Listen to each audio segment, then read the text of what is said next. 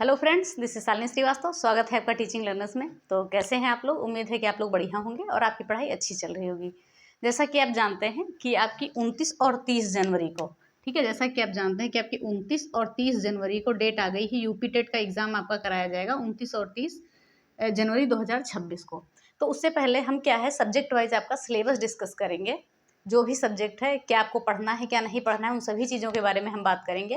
तो एक वीडियो में आपका एक सिलेबस डिस्कस किया जाएगा और ये भी बताया जाएगा कौन से टॉपिक पढ़ना है, कौन से नहीं पढ़ना है और कौन सी बुक आपको यूज़ करनी है, कैसे आपको तैयारी करनी है, उन सारी चीज़ों के बारे में हम बात करेंगे। तो आज हम देखेंगे आपका बाल विकास और शिक्षण विधि का सिलेबस। तो सिलेबस देखने से पहले हम ये देखेंगे, पहले थोड़ा सा पैटर्न देख लेते हैं, क्या एग्जाम का पैटर्न है, बस ज़्यादा से ज़्यादा 2 मिनट में। उसके बाद हम सीधे आएंगे सीडीपी के सिलेबस पे। तो आप जानते हैं कि जैसे आपका 5 पार्ट में होता है डिवाइड, ठीक है। ये आपका प्राइमरी का हो गया सिलेबस, ठीक है।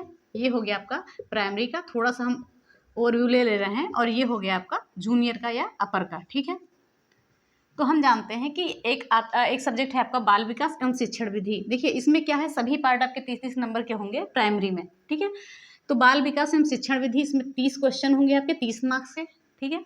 फिर उसके बाद आती है प्रथम भाषा। प्रथम भाषा जो हमारी होती है हिंदी, इसमें भी आपके 30 क्वेश्चन आएंगे 30 नंबर के, ठीक है। एक क्वेश्चन जो है 1 नंबर का रहेगा। अब बात करेंगे द्वितीय भाषा की। तो द्वितीय भाषा में हम बात करते हैं, आप उसमें से इंग्लिश भी ले सकते हैं, अगर आपका उर्दू सब्जेक्ट है तो उर्दू भी ले सकते हैं या संस्कृत भी ले सकते हैं, ठीक है, जो आपको आसान पड़े। तो इसमें हम ये बात करेंगे कि अगर आपकी इंग्लिश बहुत ही अच्छी है तो आप इंग्लिश लीजिएगा, नहीं तो संस्कृत ज़्यादा बेटर है, क्योंकि हिंदी से आपको काफ़ी हेल्प मिल जाती है, संस्कृत में कुछ ही चैप्टर अलग रहते हैं। तो ये भी 30 क्वेश्चन रहेंगे। उसके बाद आता है हमारा गणित और उसके बाद पर्यावरण अध्ययन। तो ये हमारा प्राइमरी का हो गया। टोटल हमारा 150 क्वेश्चन हो गया, ठीक है। एक क्वेश्चन 1 मिनट में, ये आप जानते हैं, यानी 2.5 घंटे का समय आपको मिलता है। एक क्वेश्चन के लिए 1 मिनट मिलता है। तो ये हो गया प्राइमरी का। प्राइमरी में 5 सब्जेक्ट हो गए, आपने देख लिया कि बाल विकास और हिंदी और इंग्लिश, उर्दू या संस्कृत और गणित और पर्यावरण। ये आपका प्राइमरी का हो गया, सभी पार्ट 30-30 नंबर के हैं। अब हम आते हैं जूनियर पे, यानी कि अपर पे, ठीक है, लेवल 2 पे। इसको हम पेपर 1 कहते हैं, जो है आपका प्राइमरी वाला, इसको हम पेपर 1 भी कहते हैं और इसको जो है पेपर 2 कहते हैं जूनियर वाले को, ठीक है। तो इसमें भी आपका बाल विकास एवं शिक्षण विधि 30 नंबर की होती है। प्रथम भाषा जो हिंदी है वो भी आपकी 30 नंबर की होगी और द्वितीय भाषा जो है इंग्लिश या उर्दू या संस्कृत, ये भी 30 नंबर की होगी। लेकिन ये जो लास्ट वाला पार्ट है आपका, ये 60 अंक का होता है। अगर आपने, ठीक है, मैथ साइंस है आपका तो इसमें मैथ साइंस के 60 क्वेश्चन रहेंगे। अगर आपका एसएसटी है तो इसमें एसएसटी के 60 क्वेश्चन रहेंगे। देखिए, अगर आपने बीटेक किया है, ठीक है, बीटेक किया है या बीएससी किया है या एग्रीकल्चर से किया है तो आप मैथ साइंस लेंगे, ठीक है। और एसएसटी की बात करें, अगर आपने बीए किया है, ठीक है, या कॉमर्स में बहुत दिक्कत होती है लोगों को, कॉमर्स वाला समझ नहीं पाते हैं, तो अगर आपने बीकॉम किया है या कॉमर्स से पढ़ा है तो आप एसएसटी लेंगे, ठीक है। कॉमर्स जो है आपका एसएसटी में ही आता है। ग्रेजुएशन के आधार पर हम यहाँ पर सब्जेक्ट डिसाइड करते हैं। तो मैथ साइंस हो गया आपका ये, ठीक है। बीटेक होगा या बीएससी होगा आपका या एग्रीकल्चर से किया होगा तो आप मैथ साइंस ले सकते हैं पेपर 2 में, ठीक है। और यहाँ बीएड आवश्यक है आपके लिए। और सामाजिक अध्ययन के लिए आपका बीए या कॉमर्स, जैसे कॉमर्स के हैं या बीए किया है आपने तो आप क्या कर सकते हैं, एसएसटी ले सकते हैं। अगर हम बात करें कि प्राइमरी का टेट कौन दे सकता है, तो जिन्होंने डीएलएड किया है, डीएलएड बीटीसी, ये दे सकते हैं। अगर हम बात करें जूनियर का, तो यहाँ जो बीएड जिन्होंने कर लिया है, ठीक है, बीएड कर लिया है, ये डीएलएड वाले भी यहाँ पर जूनियर वाला आपका एग्जाम दे सकते हैं, ठीक है। देखिए, अगर हम बात करें, आप कह रहे हैं कि हम बीएड या डीएलएड में अपीयरिंग में है, ठीक है, अपीयरिंग में है तो भी आप दे सकते हैं, क्योंकि एनसीटीई की गाइडलाइन है कि अगर आपने एडमिशन ले लिया है बीएड या डीएलएड में तो आप एलिजिबल हैं, आपका मान्य भी होगा, क्योंकि अब ये सारा लाइफ टाइम हो गया है। ओके, तो ये सारा हमारा ओवरव्यू था, पूरा ओवरऑल था। अब हम सीधे आते हैं आपके सब्जेक्ट पे, बाल विकास एवं शिक्षण विधि। ये हम पूरा सिलेबस जानेंगे कि क्या आता है, कहाँ से आता है, कौन कौन से टॉपिक आते हैं, बहुत अच्छे तरीके से हम समझेंगे। तो सीधे आते हैं हम अपने सिलेबस पे।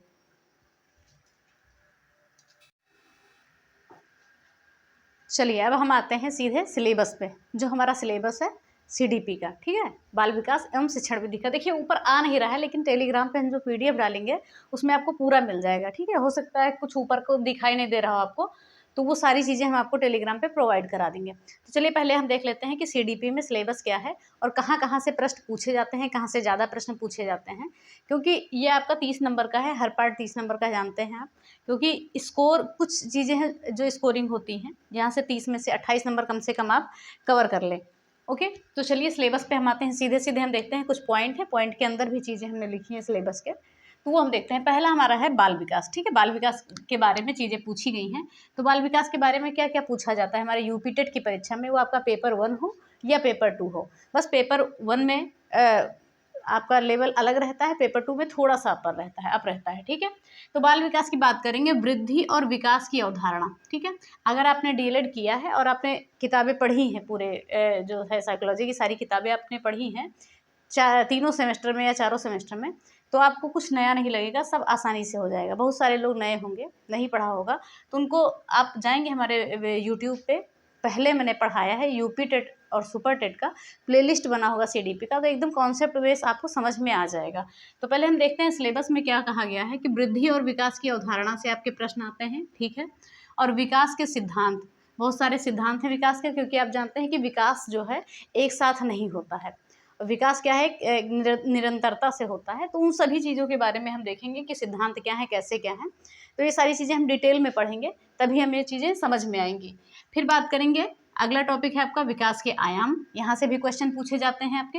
और विकास की अवस्थाएं, मोस्ट इंपॉर्टेंट, यहाँ से बहुत ज़्यादा क्वेश्चन पूछे जाते हैं। बाल विकास की आप जानते हैं 3 अवस्थाएं होती हैं, ठीक है। बाल विकास की 3 अवस्थाएं होती हैं, कौन कौन सी? शैशव, मेन रूप से जो पूछी जाती हैं आपके प्राइमरी यूपी टेट में, शैशवावस्था, बाल्यावस्था, ठीक है, और किशोरावस्था। ये तीनों अवस्थाएं आपकी पूछी जाती हैं। और आपके जैसे कोई भी परिभाषा पूछ ली गई कि तनाव तूफान संघर्ष की अवस्था किसने कहा है, स्टैनले हॉल ने कहा है, तो ऐसे क्वेश्चन आपके यूपी टेट में जो है फैक्ट बनते हैं। और जो सी टेट में हम बात करेंगे तो वहाँ पे जो है अंडरस्टैंडिंग बेस बनते हैं, कि आपकी समझ के आधार पे वहाँ से क्वेश्चन पूछे जाते हैं।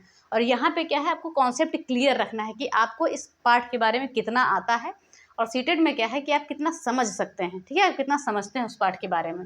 तो ये चीज़ें हो गई विकास की अवस्थाएं, जो है बाल विकास की अवस्थाएं। यहाँ से क्वेश्चन हमेशा बनते हैं और हर एग्जाम में बनते हैं। आप पुराने पेपर उठा के देखिएगा, सब जगह से आपके क्वेश्चन पूरे बनते हैं। ओके, चलिए आगे हम बात करते हैं कि विकास के प्रभावी कारक, बाल विकास के प्रभावी कारक और अधिगम के साथ इसका संबंध। देखिए, विद्यालय और परिवार के संबंध में यहाँ पर पूछा जाएगा कि विकास के प्रभावी कारक विद्यालय और परिवार के संबंध में, ठीक है। तो ये चीज़ें भी हम ध्यान रखेंगे विद्यालय और परिवार के संबंध में। और जो है अधिगम के साथ इसका संबंध के बारे में भी आपको पढ़ना पड़ेगा, ठीक है। और जो है विकास को प्रभावित करने वाले कारक जिनमें होता है, आनुवंशिकता आ जाती है, वातावरण आ जाते हैं, तो ये सारी चीज़ें हैं। अब बात करेंगे यहाँ पे, देखिए अगली लाइन आपकी आती है वंशानुक्रम एवं वातावरण की भूमिका। ये भी बहुत इंपॉर्टेंट है, यहाँ से क्वेश्चन बनते हैं आपके, अच्छे खासे क्वेश्चन बनेंगे वंशानुक्रम एवं वातावरण से। यहाँ से सीटेट में भी बहुत ज़्यादा क्वेश्चन आपके बनते हैं। ओके, चलिए अगला हमारा टॉपिक आ जाएगा अधिगम और अभिप्रेरणा, ठीक है। अभिप्रेरणा को हम मोटिवेशन कहते हैं, मैस्लो की प्रेरणा, ये सारे आते हैं, सारे सिद्धांत पूछे जाते हैं। यहाँ पे देखिए सीटेट में है, कुछ गिने चुने आपके मनोवैज्ञानिक पूछे जाते हैं, जैसे जीन पियाजे हो गए, वैगोत्स्की हो गए, ये सारी चीज़ें हो गई। अगर हम यूपी टेट की बात करें, इसमें जल्दी किसी को छोड़ा नहीं जाता है, थॉर्नडाइक भी आ जाते हैं इसी में, स्किनर भी हैं, पावलोव भी हैं, मैस्लो भी हैं, सब कोई आ जाता है। तो हम बात करें यहाँ पर अधिगम और अभिप्रेरणा, यानी कि लर्निंग और एंड मोटिवेशन। तो हम बात करेंगे यहाँ पर अधिगम का अर्थ, यहाँ पर आपको अधिगम का अर्थ पता करना है, अवधारणा है, प्रक्रियाएं हैं, ये सारी चीज़ें हम जानेंगे कि अधिगम की प्रक्रियाएं कैसे होती हैं, किस अवस्था में कैसे हम अधिगम करते हैं। अगला टॉपिक है अधिगम को प्रभावित करने वाले कारक, यानी कि वंशानुक्रम एवं वातावरण भी आएंगे यहाँ पर, ठीक है। तो अधिगम को प्रभावित करने वाले कारक के बारे में भी हम जानेंगे। और अधिगम के सिद्धांत, यहाँ से बहुत सारे आपके क्वेश्चन बनते हैं। अधिगम के सिद्धांत पूछा जाता है, सीधा सीधा नाम दे दिया जाता है कि ये सिद्धांत किसका है, इसमें थॉर्नडाइक है, स्किनर है, पावलोव है, ये सारे लोग आ जाते हैं, बहुत सारे मनोवैज्ञानिक हैं। उन सभी चीज़ों को अब जब पढ़ेंगे तब आपको समझ में आएंगी। तो दे रहा है कि अधिगम का सिद्धांत और उनका महत्व, यानी कि अधिगम के जो सिद्धांत हैं और जो मनोवैज्ञानिकों के द्वारा सिद्धांत दिए गए हैं, उनका महत्व क्या है हमारे जीवन में या हमारे सीखने में, ठीक है। अगला है बालक कैसे सीखते हैं, ये थोड़ा अंडरस्टैंडिंग बेस है कि बालक कैसे सीखते हैं और सोचते हैं, ठीक है, कि बालक के सोचने का तरीका क्या है, सीखने का तरीका क्या है। जैसे आपने मनोवैज्ञानिक के बारे में सुना होगा कि उन्होंने अपने बच्चों पर प्रयोग किया था, जीन पियाजे, तो वो सारी चीज़ें हैं, ठीक है। तो ये सब जब आप सिलेबस को पहले समझेंगे, फिर अच्छे से पढ़ेंगे, चीज़ें आपको एकदम समझ में आ जाएंगी। अगर आपके पास डीएलएड की बुक है, ठीक है, चारों बुक हैं डीएलएड की, साइकोलॉजी वाली आपकी, एजुकेशन की, तो उसको अच्छे से अगर आप पढ़ लेंगे तो कुछ अलग नहीं है वहाँ से, ठीक है, कुछ इधर उधर होगा आपका लेवल। आगे हम बात करते हैं वैयक्तिक विभिन्नताएं, ठीक है। आप वैयक्तिक विभिन्नता के बारे में जानते हैं कि कोई भी व्यक्ति एक जैसा नहीं हो सकता है, चाहे वो जुड़वा ही क्यों ना हो, क्योंकि कोई ना कोई विभिन्नता हर व्यक्ति में पाई जाती है। तो हम बात करेंगे यहाँ पर वही चीज़ें पूछी गई हैं कि व्यक्ति विभिन्नता का अर्थ क्या है, ठीक है। प्रकार पूछे गए हैं, कितने प्रकार होते हैं, यहाँ से भी आपके बहुत अच्छे खासे क्वेश्चन बनते हैं, ठीक है। एवं उनको प्रभावित करने वाले कारक कौन कौन से हैं, यानी कि व्यक्ति विभिन्नता का अर्थ हमें पता करना है, प्रकार एवं उनको प्रभावित करने वाले कारक। तो ये हो गया हमारा एक टॉपिक। फिर आता है व्यक्तित्व, यहाँ से भी आपके क्वेश्चन बनते हैं, ठीक है। व्यक्तित्व की अवधारणा और व्यक्तित्व के प्रकार कितने हैं, कौन कौन से मनोवैज्ञानिक ने जो है व्यक्तित्व के कौन कौन से प्रकार दिए हैं, ये सारी चीज़ें पूछी जाती हैं। अलग अलग मनोवैज्ञानिकों ने अलग अलग व्यक्तित्व के प्रकार बताए हैं, वहाँ से भी क्वेश्चन बनते हैं। संख्या भी पूछ ली जाती है, नाम भी दे दिया जाता है कि किसके द्वारा ये प्रकार दिया गया है, ठीक है। तो व्यक्तित्व की अवधारणा और प्रकार की हम बात करेंगे। और व्यक्तित्व को आकार देने वाले कारक एवं इसका मापन, देखिए मापन से भी अच्छे खासे क्वेश्चन बनते हैं, पूछा जाता है व्यक्तित्व को मापने की विधियाँ, ये सारी चीज़ें हम यूपी टेट में हमारी पूछी जाती हैं, सीधे सीधे क्वेश्चन यहाँ से बन जाते हैं। और बुद्धि की बात करेंगे यहाँ पर, बुद्धि के सिद्धांत, बहुत ज़्यादा क्वेश्चन बनते हैं यहाँ से बुद्धि के सिद्धांत से, और इसका मापन, बुद्धि मापने की विधियाँ कौन सा किसने विधि कौन सी दी थी, तो ये सारी चीज़ें यहाँ से बनती हैं। और बहुआयामी बुद्धि, ठीक है, ये सारी चीज़ें बुद्धि भी पूछी जाती है। ये सारे मोस्ट इंपॉर्टेंट है, आपका व्यक्तित्व हो गया, बुद्धि हो गया, व्यक्तित्व विभिन्नता हो गया, अधिगम सिद्धांत प्रेरणा, यहीं से आपके मेन क्वेश्चन बनते हैं। क्योंकि अगर आपने अच्छे से पढ़ा है डीएलएड में तो फिर आपको कोई दिक्कत नहीं होगी इन चीज़ों को समझने में। आगे हम बात कर रहे हैं, अगला टॉपिक हमारा है अधिगमकर्ता की समझ एवं समायोजन, ठीक है। जो अधिगमकर्ता होता है यानी जो सीखने वाला होता है, ठीक है, उसकी समझ एवं समायोजन की बात करेंगे। तो दिया है यहाँ पर, विविध अधिगमकर्ताओं की समझ में पिछड़े बालक आ जाते हैं। पिछड़े क्या, पिछड़े का मतलब क्या है, जैसे जिन्हें मतलब भर की सुविधाएं नहीं मिल पाई या पिछड़ गए हैं पढ़ाई में, किसी नॉर्मल बच्चों के बराबर नहीं है, उन्हें हम पिछड़े बालक कहेंगे। अगर हम बात करें हम मानसिक रूप से मंद, देखिए मानसिक रूप से मंद और पिछड़े बालक अलग होते हैं। मानसिक रूप से मंद बालक होते हैं जो जिनका कुछ न कुछ उनमें थोड़ी सी दिक्कत होती है, ठीक है। आगे बात करेंगे प्रतिभाशाली बालक। प्रतिभाशाली बालक जो सामान्य से ऊपर होते हैं। यहाँ पर आपका एक वो भी एवरेज भी पूछा जाता है कि सामान्य का कितना होता है, तो 90 से 110 हम जानते हैं, कई मनोवैज्ञानिकों के हिसाब से कई तरीके चीज़ें दी जाती हैं। अगर हम बात करेंगे यहाँ पे सृजनात्मकता, यहाँ से भी क्वेश्चन बनते हैं यहाँ पे। और वंचित का मतलब क्या होता है, वंचित बालक जो अभाव में रहते हैं, ठीक है, जिन्हें महत्वपूर्ण सुविधाएं नहीं मिल पाती हैं जो उनके लिए ज़रूरी होती हैं, तो उन्हें हम वंचित बालक कहते हैं। और विशेष बाधित में क्या आ जाते हैं, जैसे हैंडीकैप्ड हो गया, फिर किसी न किसी तरीके से जिनमें कोई एक अच्छी खासी समस्या हो, ठीक है, यानी कि विशेष समस्या होने में विशेष बाधित बालक कहलाते हैं। अगर हम बात करें अधिगम अक्षमता या कठिनाई, देखिए अधिगम अक्षमता यानी कि बालक पढ़ना चाहता है और पढ़ भी रहा है लेकिन फिर भी उसे चीज़ें नहीं आ रही हैं, तो वो है हो गई अधिगम अक्षमता। जैसे लिखा कुछ और है, वो पढ़ कुछ और रहा है, जैसे W और M ऐसे कॉन्सेप्ट आते हैं, ठीक है। एक आपने सुना होगा डिसलेक्सिया, वो इसी के अंतर्गत आता है, अधिगम अक्षमता के अंतर्गत ही, ठीक है। तो ये चीज़ें हो गई आपकी। फिर आता है एक मेन टॉपिक, शिक्षण अधिगम प्रक्रिया आकलन एवं मूल्यांकन, जिसमें आपका NCF 2005 आ जाएगा और NEP 2020 आ जाएगी, ठीक है, जो न्यू एजुकेशन पॉलिसी है और नेशनल करिकुलर और फ्रेमवर्क। तो इसके बारे में क्या पूछा जाएगा, NCF के बारे में पूछा जाएगा। NCF 2005 की संरचना के संदर्भ में शिक्षण अधिगम प्रक्रिया, शिक्षण अधिगम नीतियाँ और विधियाँ, ये इसके बारे में भी पूछी जाएंगी और NEP के बारे में भी पूछी जाएंगी। NEP की जो है संरचना क्या है, शिक्षण अधिगम प्रक्रिया, शिक्षण अधिगम नीतियाँ और विधियाँ, ये सारी चीज़ें आपके यहाँ से भी बहुत अच्छे खासे क्वेश्चन आपके बनते हैं। यही सारी पूछी जाती हैं, कौन अध्यक्ष है, क्या चीज़ें हैं।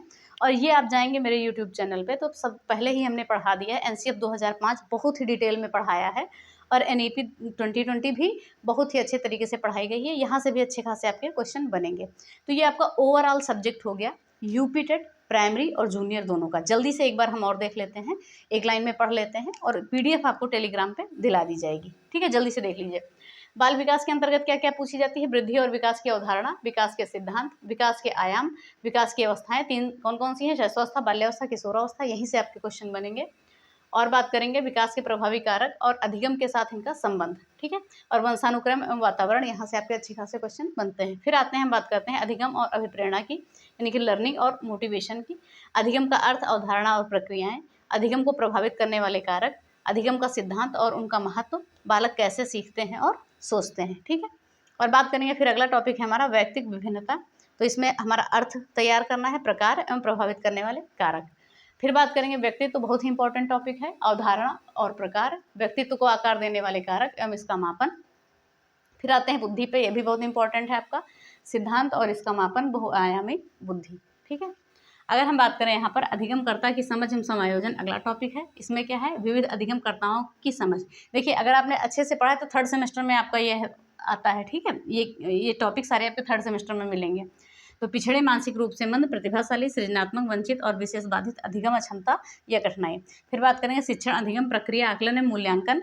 इसमें आपका NCF 2005 और NEP 2020 ये सारी चीज़ें पूछी जाएंगी। देखिए अगर आप सेमेस्टर वाइज डिवाइड करते हैं तो आपको ये पूरा मिल जाएगा फर्स्ट सेमेस्टर में एजुकेशन की किताब में, ये मिल जाएगा सेकेंड सेमेस्टर में, ठीक है, और ये मिल जाएगा थर्ड सेमेस्टर में, ठीक, और ये फोर्थ में। तो ये सारी चीज़ें आपको ढंग से मिल जाएंगी अगर आपने अच्छे से पढ़ा हुआ है। तो ये आपका पूरा सिलेबस है और ये सिलेबस पूरा आपको टेलीग्राम पे मिल जाएगा और यही सारी चैप्टर हैं आपको वो पढ़ने हैं जिसमें से आपके 30 में 30 नंबर आ जाएंगे। कुछ नई चीज़ें अपडेट होंगी, जो भी चीज़ें होंगी हम आपको यहाँ पे इन्फॉर्म करेंगे। और आपका जैसे मैंने आज CDP का पूरा आपका डिटेल में सिलेबस बताया है, ऐसे ही हमारे सब्जेक्ट का आपका सिलेबस लाएंगे, हिंदी का, संस्कृत का, इंग्लिश का, EVS का, मैथ्स का, सारे सब्जेक्ट हम आपको लाके बताएंगे। उसके बाद आप अच्छे से अपनी पढ़ाई कर सकते हैं, क्योंकि कोई भी एग्ज़ाम है आपका, कोई भी तैयारी करनी है, उससे पहले आपको सिलेबस पता होना चाहिए। तो अगर आप CDP शुरू करने जा रहे हैं तो आप पहले सिलेबस देखिए और अपना पढ़ाई स्टार्ट कीजिए। आप जा सकते हैं, डिस्क्रिप्शन में आपको लिंक मिल जाएगी, पूरा जितना पढ़ाया गया है UP टेट का आपको पढ़ सकते हैं। बहुत ही बेसिक पढ़ाया गया है, एकदम कॉन्सेप्ट से पढ़ाया गया है, बहुत अच्छे तरीके से। तो चलिए उम्मीद करते हैं कि वीडियो आपको पसंद आई होगी। तो अगर वीडियो पसंद आई है तो प्लीज़ वीडियो को लाइक करें, शेयर करें और चैनल को सब्सक्राइब करें, साथ में बेल आइकन दबाना ना भूलें। धन्यवाद, जय हिंद।